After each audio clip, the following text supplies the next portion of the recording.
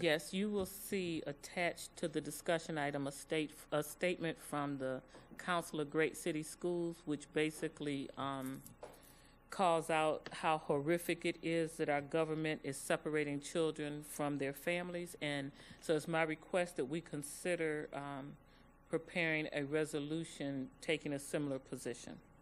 Ms. Rico, just a quick question. Can we give direction to staff to go ahead and prepare that? There's no, since this workshop, this is not something that we would be restricted on voting on?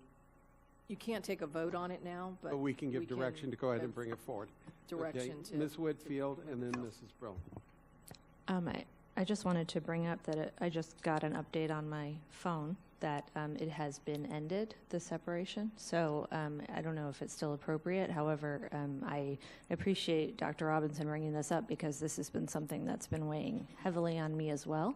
So I appreciate that it has been brought to our attention publicly. Thank you. Dr. Robinson, congratulations. Look at that. You accomplished it all in about 2 minutes.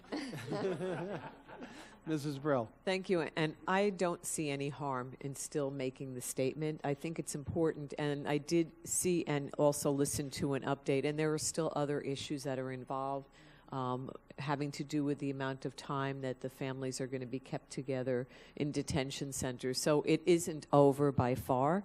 But I do think, you know, we're all about children. And I appreciate the suggestion. So thank you. All right.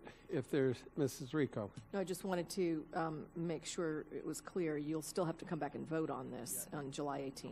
Okay, thank you. All right, that concludes our workshop. Is there a motion to adjourn? Motion by Mrs. Brill, second by Mr. Barbieri. All in favor, all opposed, motion carries 7-0.